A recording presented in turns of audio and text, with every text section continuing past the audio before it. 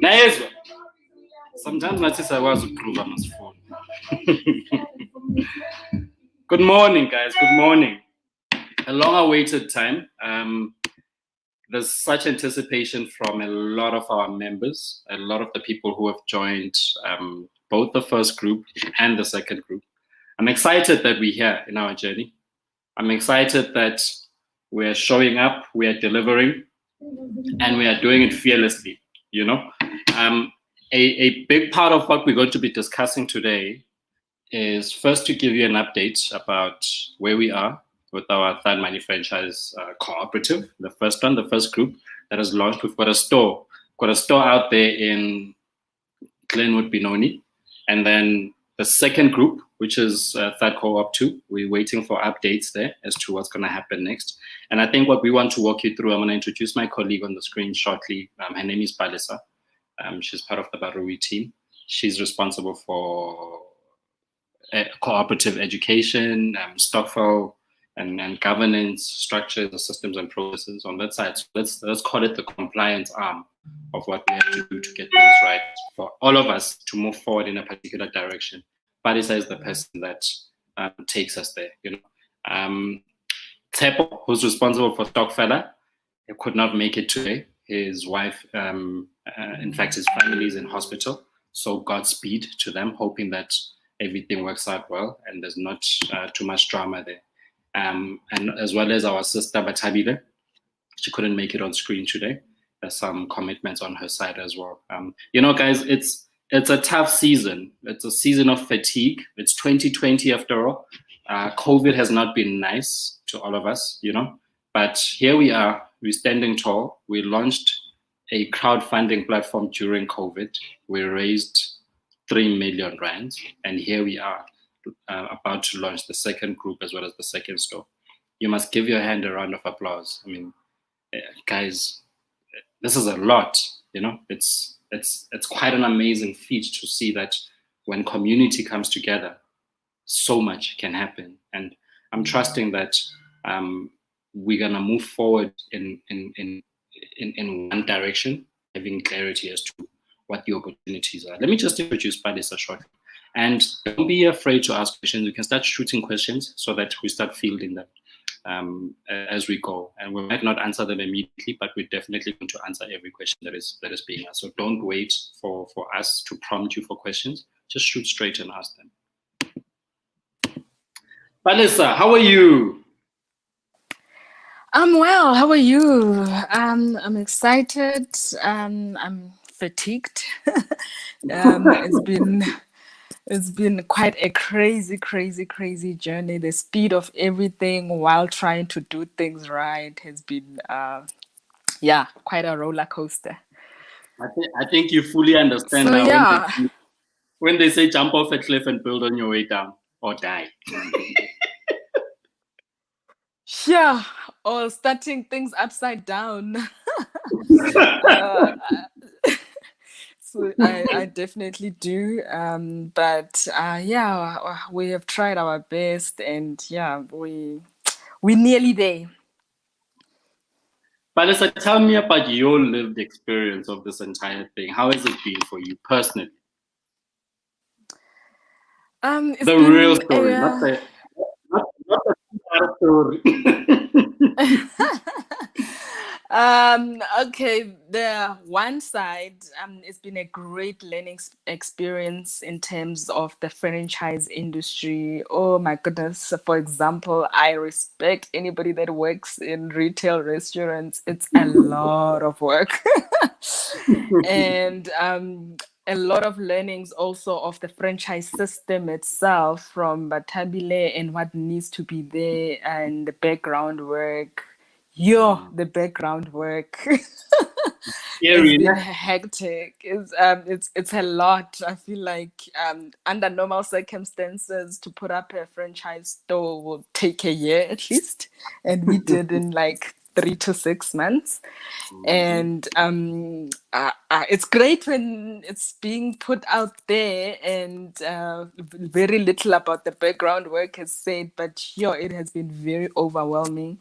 It has been a lot. One thing, you are looking at how the cooperative is supposed to be working, then you're trying to fit it into the franchise system, then you're trying to see if it matches the marketing and the project, and next thing you have to see if it's within the act, is it legal, the consultation, the outsourcing, And you must still and look through it all. still be sane. And this side, you are thinking, oh my goodness, 100 people's money in our hands, but also most importantly, the risk that everybody and the trust that everybody has put into this has made it for us, most of us, to say no, we have to make it this work and we have to do this right. So for me, it's been both side overwhelming and learning, but overall very fulfilling when you think of the bigger picture, and it's bigger than us as individuals. So yeah, that was it, has made me personally go on. You know, I won't lie. This this experience has been nothing like I imagined.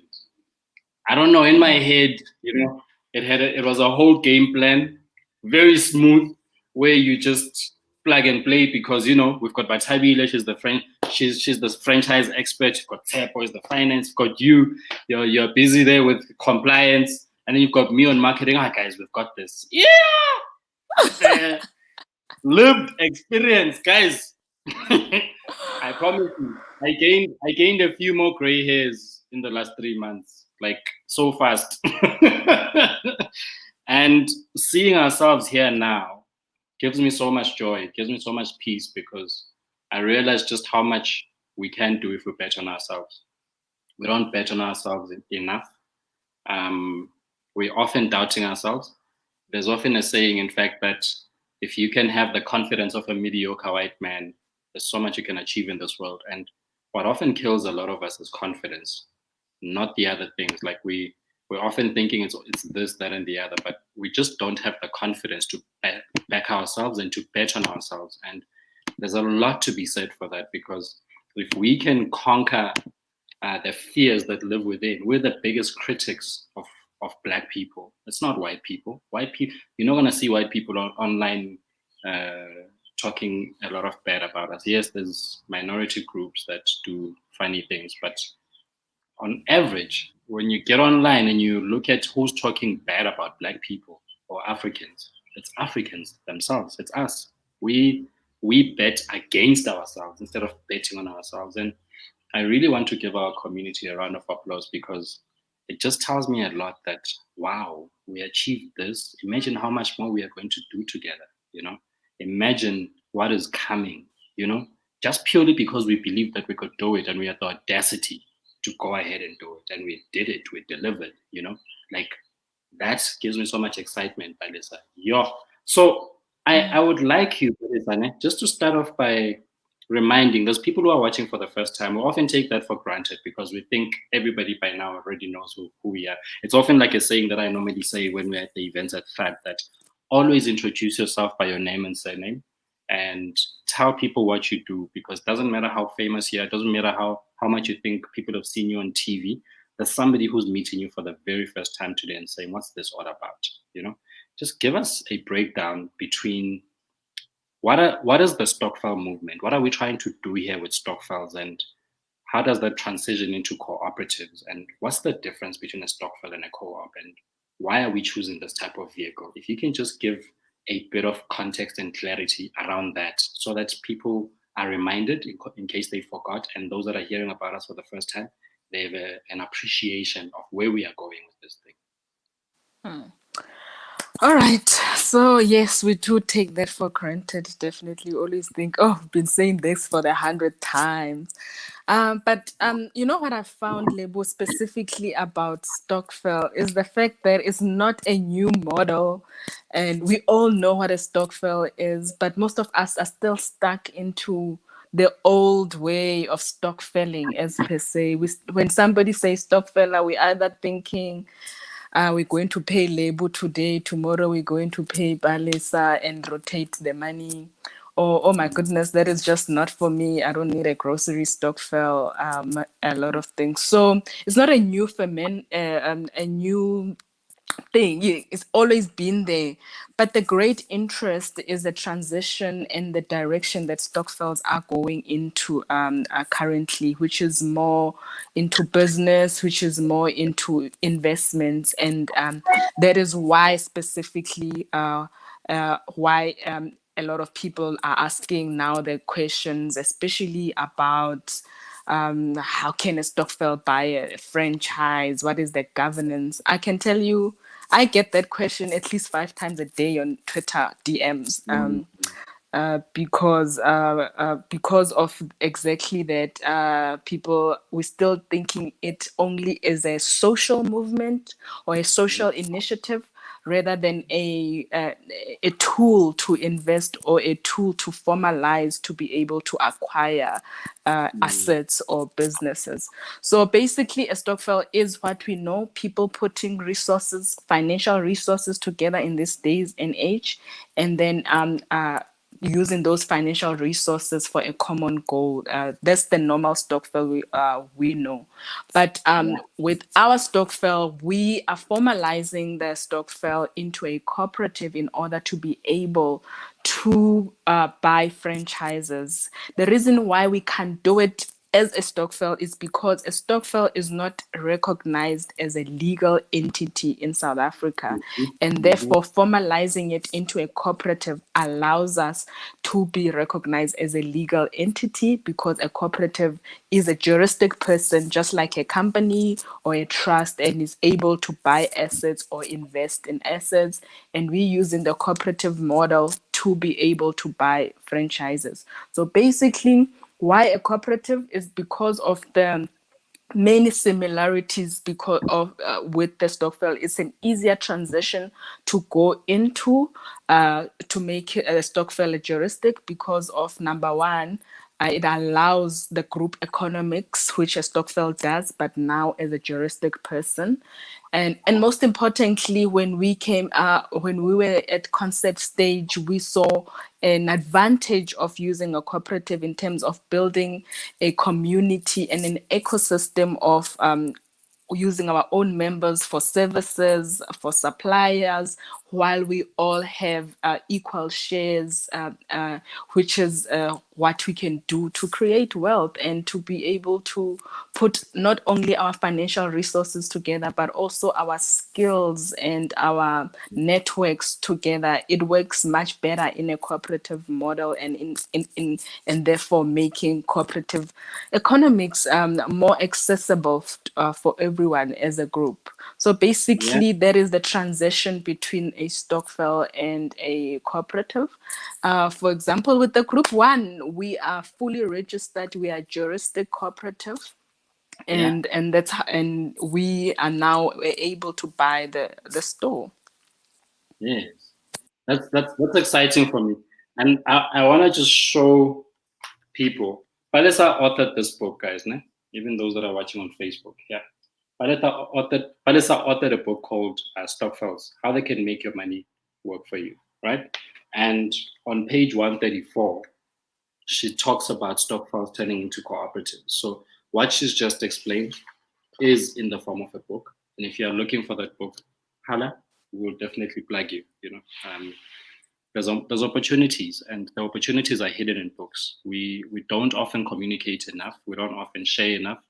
And those that have taken the giant leap of clustering information in such a way that we can do something about it, my hat's off to you. So, Palisa, you've done a great job by writing a book for us. And I want to urge anybody who's reading, who's watching this, and who wants to know more, who wants to learn, whether you join our stokvel or you want to set up your own, a book like this is magic, And then a second book that is written by our other colleague, Batabile, she's talking about how to leverage the banks. She raised R1 million from the bank to set up her first franchise, and right now she owns about 4 stores, and she's part of the THUDmoney team that has put together this franchising model that we've tapped into. So this ample opportunity that I want to encourage people, get the books, because how else are we going to know what to do unless we are reading, right? I want to congratulate those that took the giant leap of putting their money where their mouth is at. And we've seen that group 2 has showed up by fire or force. I think the last time I saw it was over 1.4 million that was in there, because for each group we raised 1.5 million. So we're almost there. We're probably out by about 10 members. And I think when you look at the group itself, it will tell you that it's got over 200 members. But a lot of those people have not paid anything at all. About Thomas, they get in there, they register and everything else, and then they sit and watch. Some maybe they think they're going to get secrets, trade secrets. I don't know what they think is happening. Guys, there's no magic formula here. There's no Nando's sauce. It's work. That's all we're doing. We're putting in the hard work to make sure that we actually execute on the brand promise that we've put on the table. And what we have said is that each group of 100 people will put together 15,500 Rand each in order to reach 1.5 million. And then we buy a franchise store. And right now, our partnership is with the first franchise group. That being Jimmy's Killer Brands. And under Jimmy's, they've got a couple of franchise brands. And the one that we have gone after is the Jimmy's Killer Express. That's the store that we have in Glenwood, Benoni. And the reason we've gone for that store is because it takes a bit of everything. It takes from the prawns menu, which is the Jimmy's Killer Prawns brand. It takes from the Grills brand, which has got burgers and stuff and ribs and things like that. Then it takes from the fish and chips. So Jimmy's has also got a fish and chips brand. We have taken all of those and said we prefer the Express brand because it's far more relatable to the African audience. And that's the target market that we are going after, because we're the biggest consumers of products in this country, and products and services. And yet we don't own as much as we should. So we have gone after that brand because we believe that it's definitely it caters, or it meets our ideal situation right now. And they've been very receptive. So when we engaged the group MD, the group CEO of Jimmy's Killer Brands, that being Anis Ahmad, it was a beautiful thing. After we had gone to other brands like Famous Brands and stuff, they were not listening to us, purely because we're a group of 100 people, and the traditional franchising model just simply says, look here, we don't want to deal with too many people. We want a franchisee being one person and stuff. And we've said, look, we believe in community capital. We believe in communities getting together. We believe in democratizing the space of entrepreneurship and using our own capital collectively to move our communities forward. So that is when he heard that story of us wanting to drive impact forward, there was definitely a synergy there. And he was like, let's try it out. How is it going to work, guys, and stuff? And we walked him through the model, the plans and stuff. And then we started executing. We came across a couple of speed bumps here and there, but it's been such a lovely partnership when you've got a franchisor who believes in your dream and is willing to take the risk with you. And that has been something that's been totally amazing. And we've been asked many times, people are asking us, guys, why are you buying white brands? Why are you not buying black brands and stuff? I want to remind people that money is a very emotional thing, right? And it being emotional, you've got to have a balanced portfolio of whatever that you're trying to do. And we presented from day one that we understand that the market we're in, having developed entrepreneurs over the past 8 years as that there's a lot of risks in the market. And the average black investor who's got a little bit of money does not invest money they're willing to lose. And because people have been scammed and all sorts of things have happened, people are just generally wary of how their money is being, and it's hard-earned money. People have worked for this. So we have said we'll take a 65% portfolio in our first 5 years, where we invest in known brands that we all buy from. The big idea here is that if you walk into a particular brand and you're buying their food, we have the opportunity to buy into that brand so that where you are buying, you are earning from. And wherever you are buying, you can also get the opportunity to employ your cousins, your aunts, your sister, your mother, whoever does not have a job, they have an opportunity to apply because you're a member. And two, if they happen to be an entrepreneur in supplying products, we've got a supply chain network. We only source from our members. All of those opportunities are purely because of how we've kind of come together and done this thing. So I am just giving a bit of context as to how we've come to this stage where we will do 65% known brands because we're already buying from them. And then we are going to do 35%, which is a large number, black brands that are not franchised as yet, that we are going to take into the franchising space. But remember that we also have to learn the franchise model. So we have preferred to first tap into existing brands because they have known systems. We can learn as much as possible from there before we all go and do our own thing. So you never want to just do things. This is people's money, and money is a motive. And we do not have a lot of leg room for error. So we are going to always try and make sure that we are not messing around with your money that you've worked hard for, that you've invested into the platform.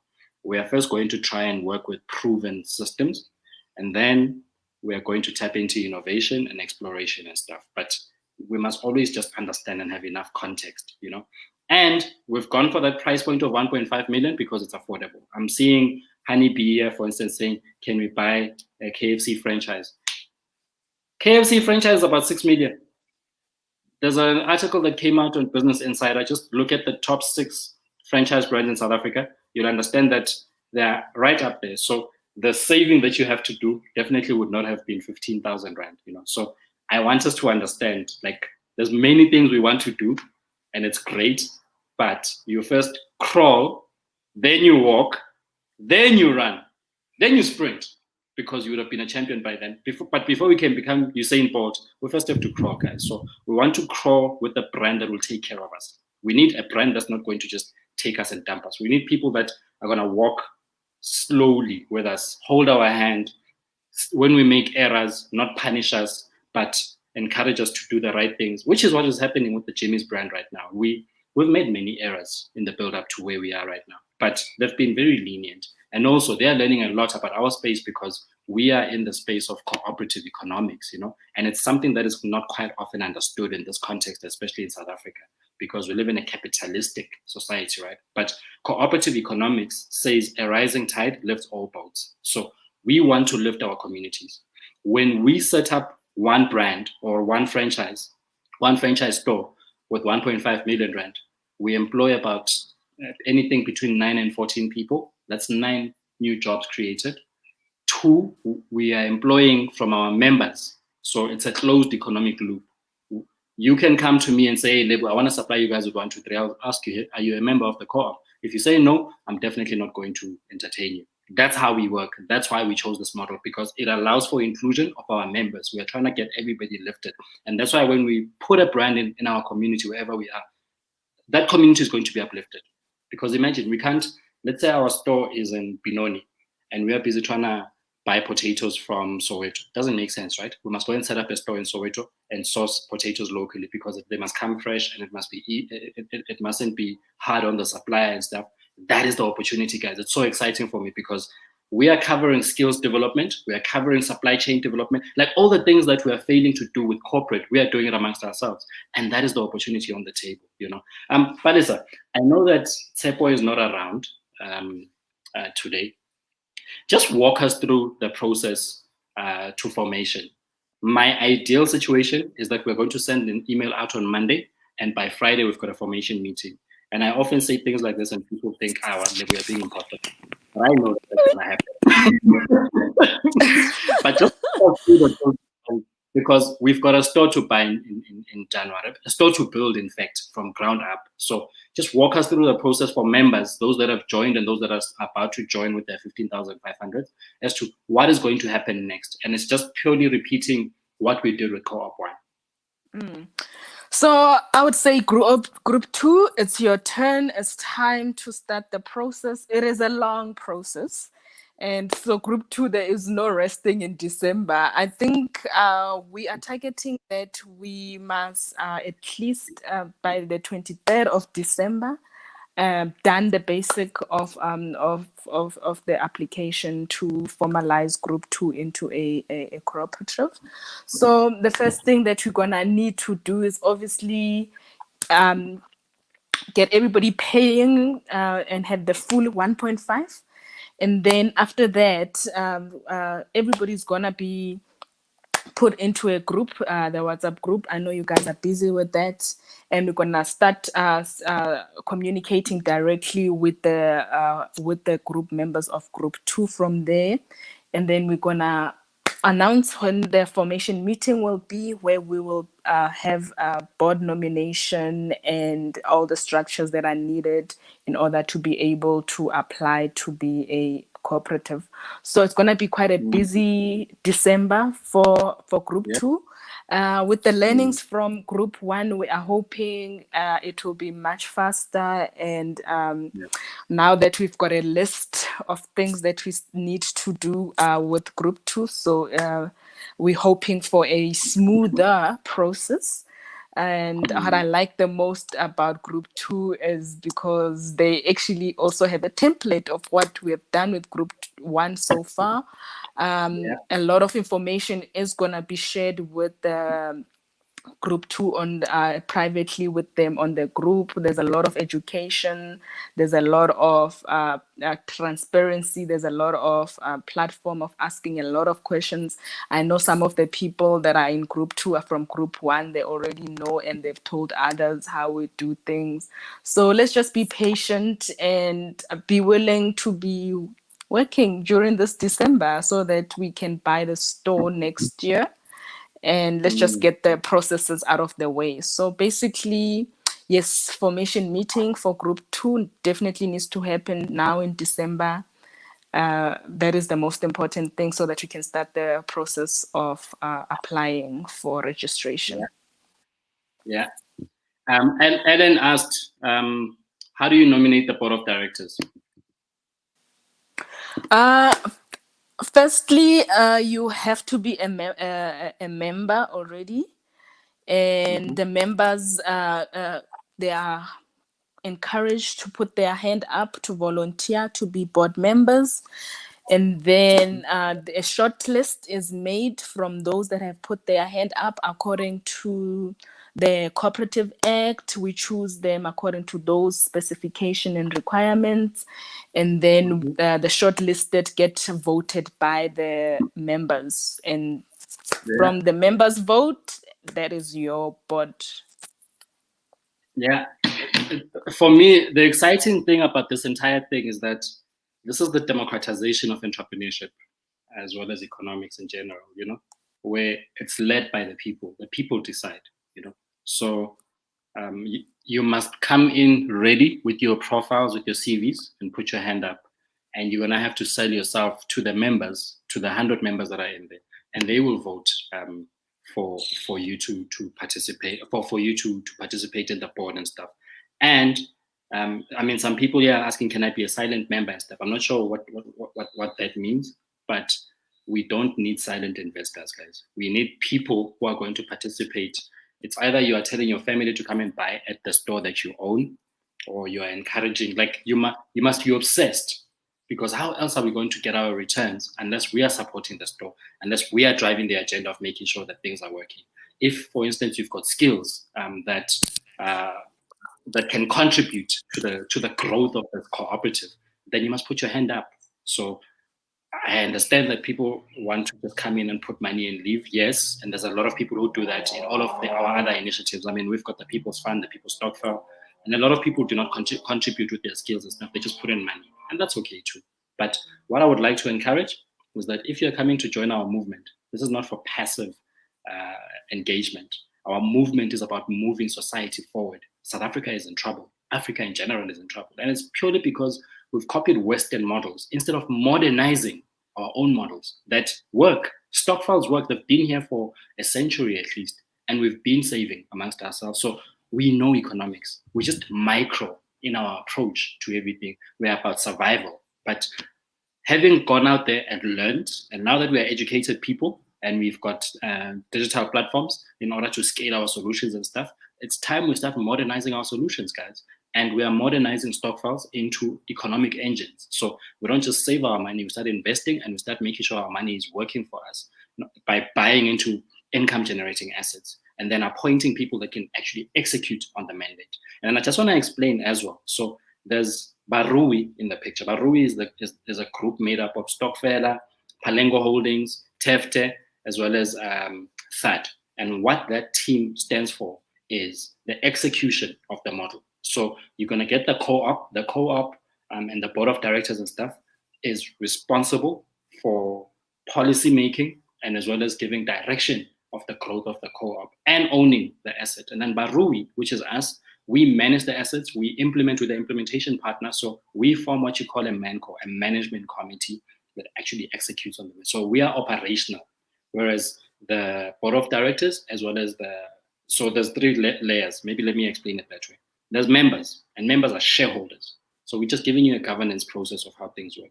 Members are shareholders, the 100 members that are in there. And then members appoint a board of directors. The board of directors is responsible for the functions of the cooperative, the running of the store and the management of the store. Barui, which is the MANCO. So remember, there's board of directors, there's shareholders, there's board of directors, and then there's a MANCO. MANCO is operational. We're just giving you layers that are pretty clear. So if you're a member of the co-op, you will not be running daily activities at the store, but we can source from you if you put your hand up that you supply particular goods and services that we are looking for. And we can source from you. Why? Because you're a member.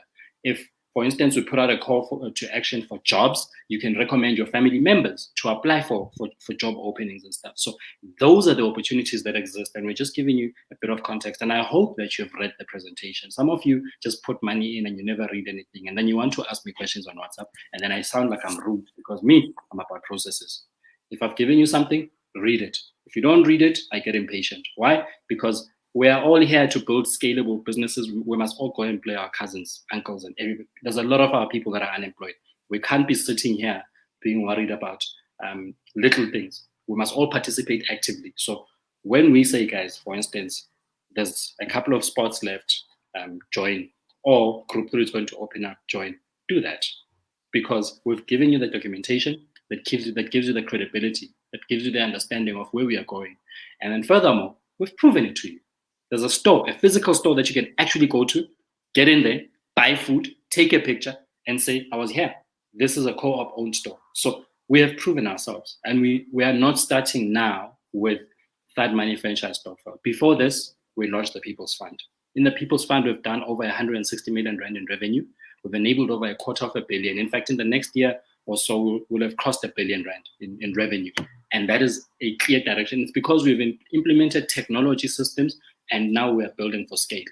We've proven ourselves. We fund Black entrepreneurs who get purchase orders, especially from government agencies and stuff.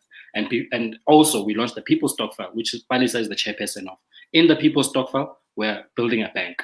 Everybody contributes 100 rand a month into that thing. And the money that is put in there, we take it, we use it as part of the investment that funds the purchase orders on the People's Fund, and then we take the money back into the Stokvel. And you can see it because you're on Stokvel, right? So we've proven ourselves. And before that, THUD. We launched THUD in 2012. And THUD has seen over 10,000 pitches across the African continent. We even have a chapter in the UK. We've traveled the world because of the impact that we drive around entrepreneurship development. And we're specialists there. We work with brands like AB InBev across the country and across the continent, implementing entrepreneurship development programs, as well as government agencies like CEDA, DSPD, and a whole lot of others like your IDC. So we have a proven track record in the space. Get onto social media and look at the entrepreneurs around you. Whether you're looking at Walk Fresh, Skinny Spoo, Lazy Makoti, Native Nose, you name them, THUD has had a hand in them. So we've kind of developed our street cred. We have, we've got the receipts for what we are talking about. We've crowdfunded off the floor. Now that we've got platforms that enabled us to do this better, like Tsepo built Stokvel, which is the most revolutionary thing one could do in this age, in terms of modernizing Stokvels. We've digitized the concept of Stokvels, and you can join being in Cape Town and your other Stokvel member being in Polokwane, but having one common agenda, because technologically we get to meet in one place. So that's what you're going to be experiencing a lot of. We're not going to have physical meetings. We might have one big party once in a while or whatever, but most of our meetings and engagements are going to be digital. There's COVID, there's all sorts of things, but also we're building for scale, right? So there's that opportunity. And I want to urge you to think about how you're going to participate when you come in. As for the details, like I can see that Shokwang is asking, for instance, that has store location number 2 been identified? Maybe, maybe not. We don't reveal to the public, we reveal to members. You will find that in the WhatsApp group. So we are onboarding members from Monday into the WhatsApp group. Monday or Tuesday, just give me a bit of leeway there because Tsepo's not around, he's in hospital. Once you are in the WhatsApp group, that's where all activity happens. That's where you're going to know what's happening. That's when you're going to have the links for members' meetings and stuff. Hopefully by the end of next week, if not next week, the following week, we're going to hold our Indaba, where we do a formation meeting, we vote everything in, we register the cooperative. That's where details are going to be divulged, but we are not going to divulge such on a public platform like this. That information is only deserving for people that have paid. If you haven't paid, you can't know such information. It's for members only. Yeah. I just want to go through the questions very quickly, or the comments, right? First one was, but how do we become part of the Stokvel? I signed up from the website, but nothing. So Dini, and I think Barry put up a link there just to answer you again. If you signed up to be part of the Stokvel, help us understand quickly in the comment section. Did you sign up directly onto stokvel.com, or did you go to THUD.africa and sign up onto the newsletter? If you did, you must check your promotions folder in your emails. In your promotions folder, you're going to find an email that says welcome. It's there. If you signed up, it's there. I guarantee you that much. We've automated our processes to a point where they make sense. And because you can see that people have joined and bought a store, it works. So please double check, unless you've put the wrong email address. Once you find it, that welcome email, scroll down, you're going to find a link that downloads the presentation. In the presentation, you're going to see that when you go further down, it's going to say your joining fee is 3,000 Rand. Right now, we are only taking 15,500 Rand. Why? Because we set up this Stokvel in July. So this is the last month, and this is where we are closing. So you can't join now with 3,000 Rand. If you join at 3,000 Rand, it's okay, but you'll be moved to group 3. You won't be participating in group 2. I'm just kind of wanting to make sure that you've got clarity around that. And the question is going to pop up again. Do we still have space in group 2? I cannot answer that with clarity, right? The reason I can't is because some members, and we learned this with group 1, some members who are in group 1 are going to pull out. Always happens with people, anywhere you go, whether it's events or anything or investment, there will always be a group of people who were excited initially, but then eventually they pull out. So as people pull out, there's definitely going to be space. So if you have the 15,500 Rand, I would say to you, join. If it so happens that you join and meanwhile we're already full, we will either move you to group 3 if that's what you're comfortable with, because group 3 store will be launched in March. So we've got a line of stores that are currently lined up that we're going to be launching, and they're going to be owned by group members. So many more groups are going to be launched. But right now, the focus is on group 1 and group 2. Group 1 has a store. We're busy implementing and making sure that the store works. Group 2, where we are having this discussion, followed by a formation meeting and messages that will be specifically directed at you. So you will get special messaging that speaks to you in terms of what's going to happen next. We'll communicate. The platform from where we're going to communicate is a WhatsApp group, and you will know when the WhatsApp group might happen. So I'm hoping that the number that you signed up with is also the number that you use for WhatsApp. If it's not, please go and update your contact details on Stokvel. It's important for you to do that. So I hope I've covered your question, Dini. And then Honeybee says, truth so much. This year I've realized that as Black people, we have so much potential. Look at the brands we've created. Farmers, we're even manufacturing cars, buying homes using the Stokvel model. We need to ignite just like other races. Just trust each other and do magic. Absolutely. And with that said, there will always be imposters. There will always be scammers. So always do your due diligence before you give your people your money. So you will find many great things, but amongst the many great things, there's many bad things, So always do your homework before you transact, before you give your money over. Do your homework, do research, check people out, like cross-reference, check them out, ask other people, get opinions, get professional advice around such things, and then make a call once you're informed. It's very important to be informed, guys. I want to encourage you that please do your homework. Absolutely critical. And then Honeybee says, Aibo, I'm there for Kukanya Women's Investment, but I'm not a Thomas. Oh, of course. There's many groups that joined. So I want to give that clarity again for a lot of members that you can, for your family, for instance, in your family, let's say there's 3 of you and you've got 5,000 Rand each, then you do a contract amongst yourself that you will be the representative for your family, and then you join on their behalf onto the platform. So the 15,500 Rand becomes a collective investment that has been put through by the three of you. So, and it doesn't matter. It could be a group of 100 or whatever, but you can have a representative that sits on the Stokvel on your behalf. And then Baji says, any idea which store for group number 2? We're still going with Jimmy's. That's what you saw in the presentation. So it's going to be that. The moment we start changing, you will see in the presentation we'll update. Right now it's Jimmy's because we've negotiated something really nice for us as a collective with that brand. And they understand co-ops and Stokvels. Very important to understand, to have that clarity, right? And then Honeybee says, let's buy KFC franchise, please, for co-op too. I think I already gave an indication that KFC is about 6 million or something crazy like that. So we're not there yet. We buy small assets, we sweat them out, we make money out of them, and then we see where we go. And remember, a franchise agreement is for 5 years, and the overheads are crazy. Salaries, stock, all of that. There's a lot of costs, guys. It's scary. Every day you've got nervousness. It's a nerve-wracking experience, but it's also a very beautiful experience. You get to learn a lot of things.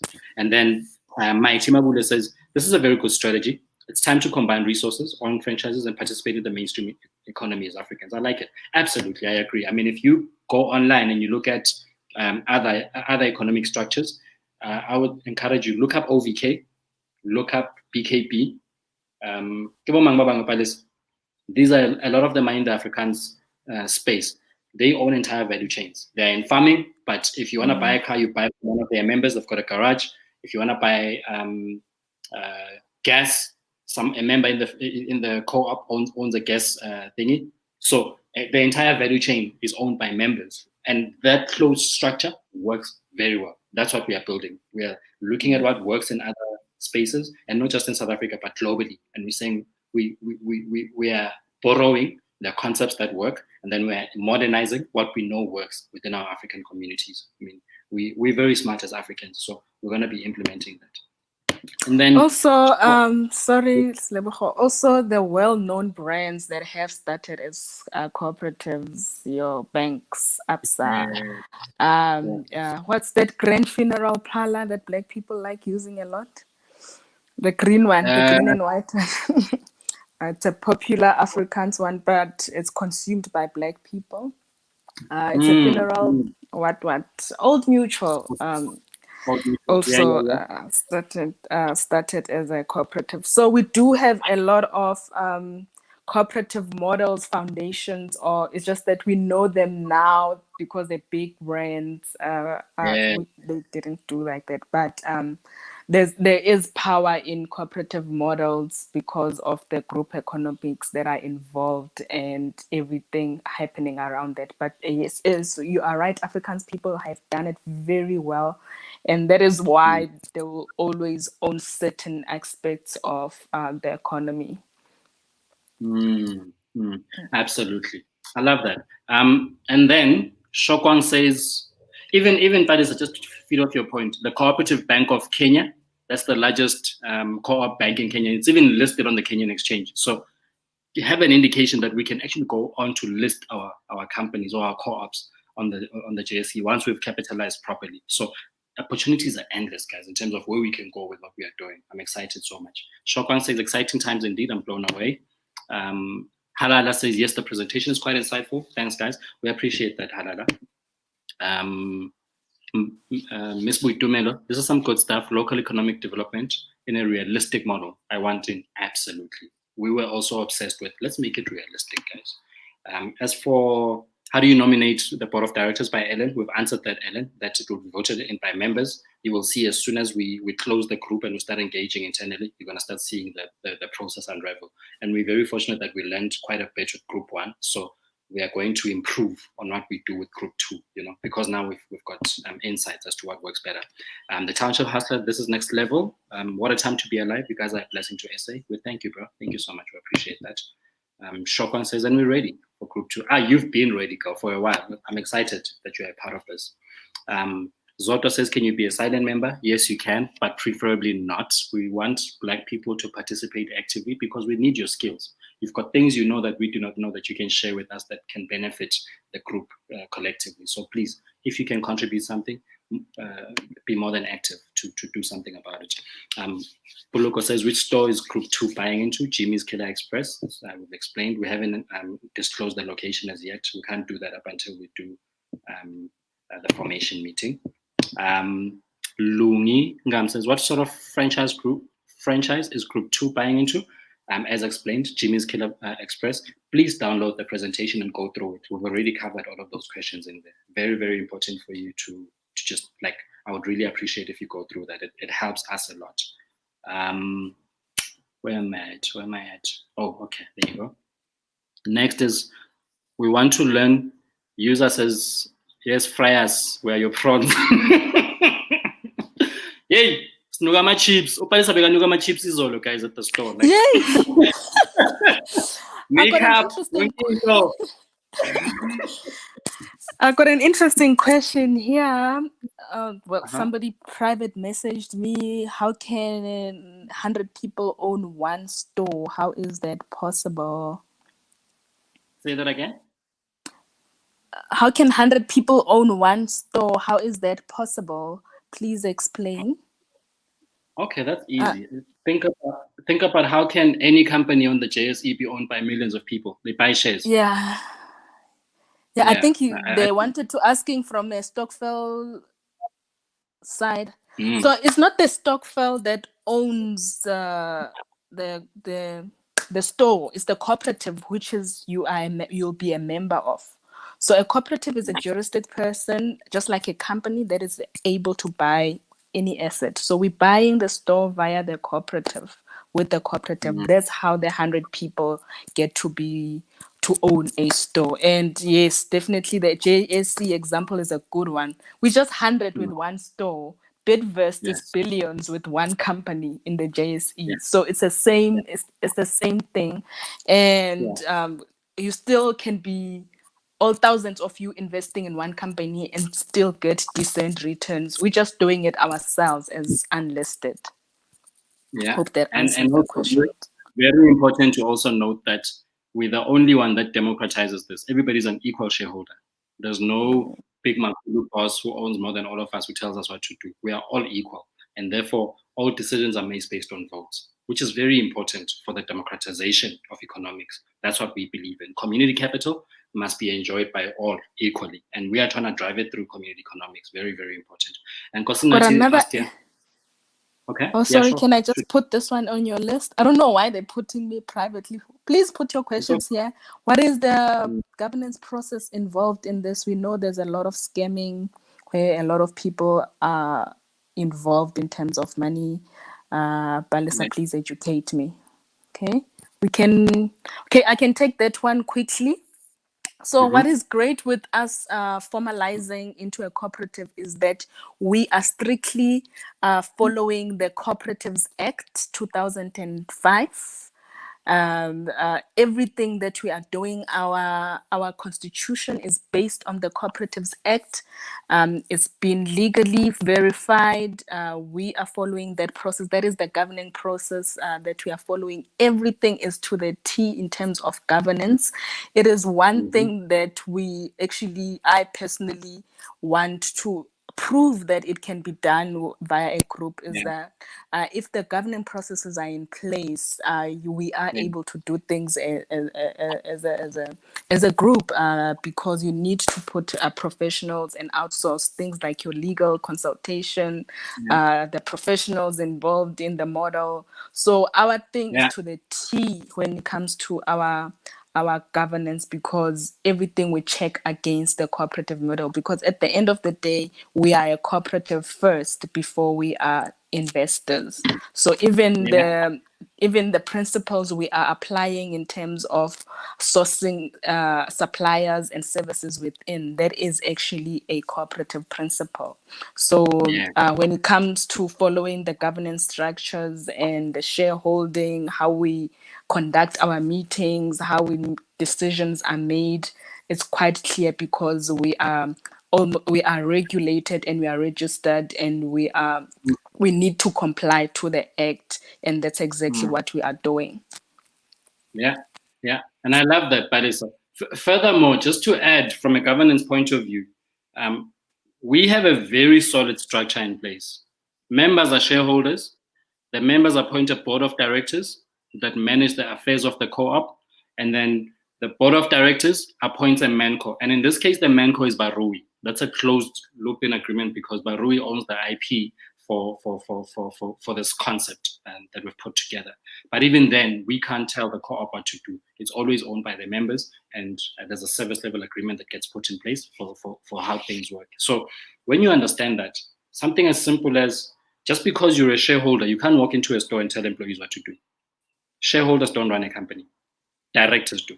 So the board of directors runs, and then the members who are shareholders hold the board of directors accountable, and they can hold a special, if there's an abuse in how the co-op is being run, they can have a special meeting to make a decision about how to go forward.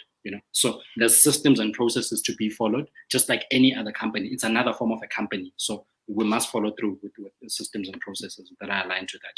Nkosi Nati asks here, he says, besides it's not 1,500, Nkosi Nati, it's 15,500. I want to make that very clear. Please download the presentation. Download the presentation because it's going to make so much more sense. Like read through it, and then we can come back to these questions here. There's a very clear plan of action of what happens next, but it's a once-off investment that you put into this thing for you to participate. It buys you one share. Yes, there will be an additional 1,200 Rand. That is the cooperative fees that are annual fees. To be part of a cooperative, you have to pay annual membership fees. So that will be a separate fee, which members will get, and they will understand how, and especially if you've gone through the presentation, you will understand how that works. Yeah, thank you. Shokwang has asked, has location for store to be identified? As disclosed earlier, that we'll only share this with closed members as soon as we close the group. Next question, Zoto asked, how do I join? I think you saw the message update says, register on THUD.Africa. Register to the THUDmoney thing. And I just want to cover Pumzile's question, Pumzile Njoko. She's asking on Facebook, she's like, great insights. Will the 65% be directed to Jimmy's Killer Prawns or any other sector you're looking at? We are looking at other sectors. We cannot disclose our plans as yet. We don't like confusing people with too much information. For now, we focus on the next group and the next store that we launch. Absolutely important that we don't send out mixed messages into the market. Mohale wa Morena says, I'm inspired by how you guys are driving economic freedom through capitalism. Black people need to start learning and leveraging the power of capitalism. Absolutely. Thank you, sir, for that. And then Kwani T has said, is there a projected return on investment per member as the one store? I don't know if this is covered in some of the presentation materials. Absolutely. It's got a very clear table of returns and how things work. So please, download the presentation and you will be sorted. I guarantee you that much. That's why the presentation is so important for me, because once you read it, you will see even in the frequently asked questions section, you will understand that these guys, they've thought of a lot of things. So you will help us to strengthen the value proposition, but we have covered, because we've been asked these questions so many times. That's why we put a presentation together so that we can automate the process of information dissemination. So when you download the presentation, you make my job easy, so that I can go and sell to people that don't even know that we exist. Not people that know, but they still want to ask questions. When you ask questions, let them be more insightful questions, because a lot of unless you're learning about this for the first time, it's cool. We're happy to tell you that subscribe, download the presentation. Here's what happens in there. Yes, Parisa?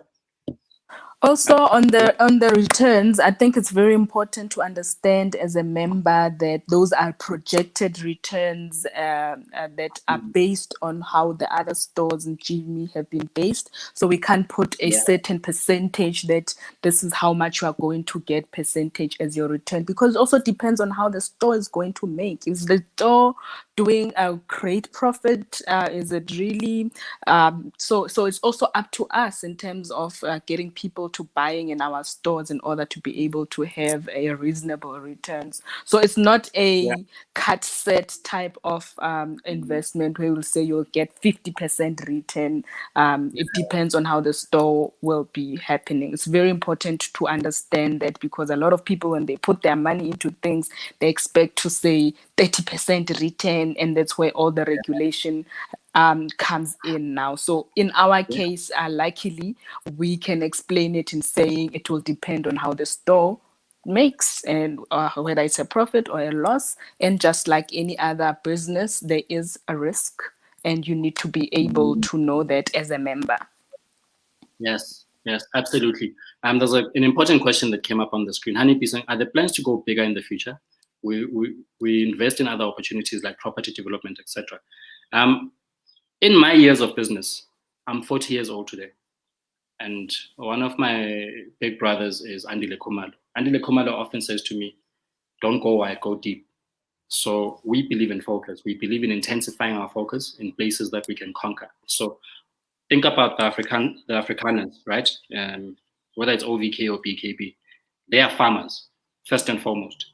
As a result, they decide on input costs into raw materials in the farming space. You can't touch them. They own that market. The rest of us, we're minions. We're on the ground. We peddling for like leftovers and stuff. Whether we like it or not, that's exactly how it happens. So they can do that because they've intensified, they've gone deep. They've done what they call vertical integration and backward integration. So they have looked at the end game and then they've worked backwards as to what do we need to own and what we need to build in this value chain to make sure that we can control input cost of raw materials. Like you will see, for instance, right now that a lot of Black people are going into chicken farming. Watch in the next 18 months how the prices of input costs into raw materials into chicken farming are going to shoot up. Why? Afrikaners own that. So we believe we're going to start with franchising, build 100 stores, whilst slowly learning about the value chain and seeing where the opportunities lie in line with the fast food franchising space. And why fast food franchising space? It's an 83 billion rand industry, guys. To disrupt any space, you need to at least be doing 30%. 30% of that industry for us as this THUDmoney community is about 24 billion. That's what we are going after. You never, and I'm sharing this knowledge for free, that you never want to diversify too early. We have done it many times where we tap into this and this and this value chain. We've also learned it in our funding business. With the People's Fund, we started crowdfunding. We were funding entrepreneurs' assets and stuff. We realized that it wasn't making us enough money, and we were doing too many things. The fee we were charging were just not making us money. We're not going to grow as a company at that rate. And when, they call it, there's a process called customer acquisition. All of our customers who validated our platform were coming from, I'm just going to mute you. I'm not sure if the mic is going. Or if you can mute yourself and mute back. There you go. A lot of the entrepreneurs who started coming to us were people who had purchase orders and said, I've got work and I need it to be delivered, but I don't have the money. So we pivoted in our platform into purchase order funding. It's all we do. As a result, we're number 2 in the country right now in purchase order funding. We're starting to hit 30 million rand a month in revenues, and we're going to go further than that. That's why I'm saying to you confidently, we can say in the next year or next 18 months, we'll have hit 1 billion. It's because purchase order funding is what we do. But we don't just fund. We are negotiating with suppliers. We're brokering deals in the background so that entrepreneurs who are coming to us with their purchase orders, we can start helping them to make more money by changing from the suppliers they have to suppliers that are more reasonable. And we've got credits on our side as a funding platform, and therefore the cost of capital becomes cheaper. When it becomes cheaper, it means you can make more money as an entrepreneur. I'm giving you the context so that you understand why we've chosen fast food franchising. In our fast food franchising model, we're just simply saying we will exit here when we are the best. When we're the best, then we can start lifting our heads and looking around for other things. But tunnel vision is what we are after, because we've got a very clear vision. 84 billion rand industry, somebody owns that industry, and it's not us right now.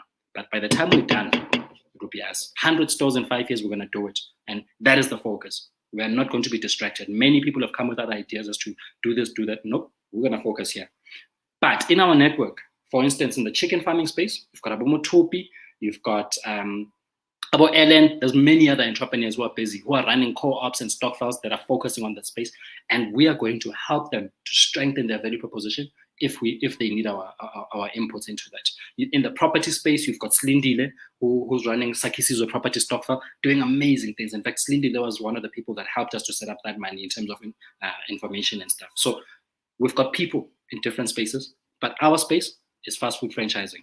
I hope I'm making you very clear as to why we're doing this. We want to be the best. You can't be the best if you're a jack of all trades. You can only be the best if you know what your space is and you're doing it so well that hey, you must be the best in the world. Guys, by the time we're done in 5 years' time, we will be the living Bible of what fast food franchising the African way is. When we talk about community economics and stuff, they will be inviting us because when you think about the jobs we'll have created, the suppliers we'll have developed, and the growth in our communities that will have happened because of this, it will be because we know exactly what we're doing. Group economics is the future, and we are doing it. We're not talking about it. It's not theoretical. We are doing it. And that's what we're going to focus on more than anything. Which website is for joining? This is what we're asking. THUD.Africa. If you can just scroll up the comment section here, I think you will see. Or just go to THUD.Africa, THUD.Africa. You will see a THUDmoney banner. Please click on it and subscribe. Baji, is it possible to send the account numbers on this platform? Absolutely not. You first have to join the platform because once you are inside, you will have your own reference number.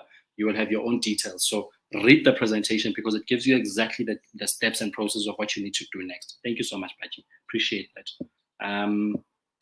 Where am I? I scrolled too fast. Sorry.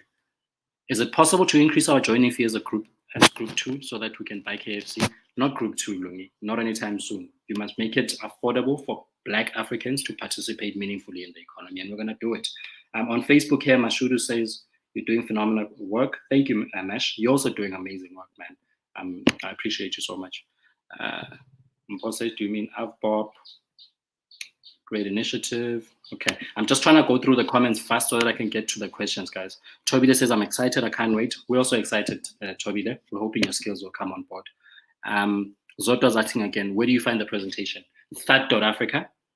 Register. You will see an orange banner that says THUDmoney. Click on it, fill it in, and then go to your email inbox. And in your email inbox, look at the promotions folder. You will see a welcome email. On that welcome email, you will scroll down. You will see a presentation. Click on it, download it, read it. All your questions will be covered. Knox, the value chain and the knock-on empowerment is what I'm excited for. Absolutely, Knox. And we're looking forward to your insurance skills coming through because you own a beautiful brokerage there. And we're hoping to utilize those services once you are a member. I'm looking forward to participating more and be part of the 98 franchises. Absolutely important. That's the spirit. Even I've put money into group 2. Imagine that. Like I act like I've got money, but you must act on what you believe in, right, Balista? My team in Mabula says, I'm an advisor in government economic cluster and running my SME development company with over 15 years experience. I can tell you this is what is needed to address challenges in the SME space. Let's conclude the discussion about SME challenges now and focus on solutions. This alternative is the best. I'm on. Beautiful. I'm hoping that you have joined. Palisa is asking, still space on group 2? Yes, Palisa, about 10 spaces. And I explained earlier that it's because some people are going to fall off. And there's some people who haven't paid in full. Those people are going to fall off. We saw it with group 1, so we take it from our learning. So as long as somebody comes in with the full amount, they potentially stand a better chance of having space in group 2. I hope that covers it. Ms. Witumelo says, I just downloaded the presentation. Can't wait to dissect it. Thank you. Appreciate you so much for doing that. Ms. Witumelo, appreciate the open honesty. This is not a pyramid scheme with unbelievable attractive returns that you will never see. It's an active involvement, and it involves all of us, guys. Like, we must all participate meaningfully. Ellen says, tell me about chicken feeds. It's a mess. Time to participate meaningfully. Vertical integration. So let's work around that. We'll conquer it, but it's gonna take time. It's not an overnight success. Honeybee, I like your explanation and support it 100%. Focus on one thing, excel in it, then move forward. Thank you so much for that. We appreciate it. And then Lesejo says, will the 100 stores be owned by 100 groups, or will the 3 groups own multiple stores? So this is open for the taking. There are some groups, we will always present opportunities to existing groups first before anybody else, right? But we know that there's an affordability issue with a lot of group members. So we will always open new groups to open up the economy. Our goal as Barui, 100 stores. Whether it's done through existing groups or new groups, doesn't matter how, but we're going to get to 100 stores. That's all we know. 100 stores in 5 years is a definite thing that is going to happen in the franchising space. Whether it happens through 10 groups or 100 groups, it doesn't matter, but we're going to get there. But Sabila Ngubane says, we appreciate being invited. It's such an exciting opportunity. And I'm hoping that you guys will not only participate with your money, but you're also going to participate meaningfully with your skills. We need your skills more than anything. Like, we are all learning. Like, none of us know it all, guys. Even us, like you see me talking like this, when we close this thing down and I'm going through, like, we are having to read so much documents, it's not even funny. Like, when Palisa introduced us to the Constitution and all the the other things that are out there. Yo, I've never read so much in my life in such a short period of time, but we do what we have to do because it's a learning process. And the more information you know, the better and the more confident you become. And I think I want to close it off by saying, guys, business is built at the speed of trust. I always say this, and I say this because I want to encourage you that whether you join our group or our movement, or you start up your own or you join others, transparency drives the movement forward. Be transparent, know what you are doing. So that speaks to skills. If you're not skilled, bring in skilled team members who can help you execute on the mandate. It's very important that you know what you are doing. If you don't know, ask for help, seek advice. There's many people around you who want to share information for free, but they will never do it unless you ask for them. Because when they start giving unsolicited information as well or advice, we also shoot them down. So let's make sure that we are asking for advice accordingly. If you are somebody here who wants to set up your own Stokvel and you need guidance and advice on how to do it, I do consultations. I charge 1,000 Rand for 30 minutes, and you can hit me up on the DMs for that. So we are trying to show you that we are not trying to monopolize a space and be the only people. We don't care. We want the more the merrier, in fact. The more Stokvels we can have that validate, that can actually execute on the mandate and actually show results, the better it is for the movement. A rising tide lifts all boats. So if there's something you can do in your part of wherever you are, do it. Do it with vigor. And lastly, I would like to encourage everybody to come and visit us at our store. It's in Glenwood, Benoni. Check up our Facebook page or our Twitters or whatever for the addresses and stuff. Or just search for it on Google. Search for Jimmy's Killer Express, Glenwood, Benoni. You're going to find it. It's the only one there. It's a beautiful store. And we cannot do it without community members. And I think especially because you are Group 2 members, come to the store so that you can have the experience. Some of the Group 2 members have already come to the store. It will give you a taste of things to come and suggestions around improvement of how we can do it even better with store number 2. We must all support each other. All the groups, all the members in our groups are going to support our stores because that's what it's about. Community economics is not only about investing money, but it's about contribution of skills and making sure that we move the agenda forward. Thank you so much. Balisa, any parting shots on your end? I don't even know if you're going to be able to hear me, but thank you so much to everybody that has trusted us with this initiative, and trust we're going to do big things with you. We need to work together. I think if there's one thing that I learned about here, it's more than about the financial resources collaboration. It's also about the skills that you are collaborating, the networks that you are collaborating. We are definitely better together. And wow, we really are the people we've been waiting for. So let's do it. Thanks, Balisa. Much appreciated. Thank you. Thank you to our team in the background that does the amazing job, from community engagement to operations, store activations, or there's so much that happens that very few people get celebrated. It's the work we signed up for, guys. But we really want to thank you for the support. And if you have any recommendations, if you have any suggestions, we are open to learning. We are constantly learning. The one thing that you will not get with me is time wasting. So if you want to engage me and you want to tell me a long story, I do not have the time. At this particular period in my life, I've got so much on my plate that I will completely ignore you. You'll have my number. Many people have my number. And when you send me a WhatsApp, you get an automated response because it's a business number, right? I've made it that way so that if you've come for one of the 3 things that I mentioned in that automated response, then we don't have to engage further. But if you're meaning to engage meaningfully and for progressive direction moving forward, I'm far more open to that because we all learn from each other. Thank you so much. I really appreciate you guys participating. God bless.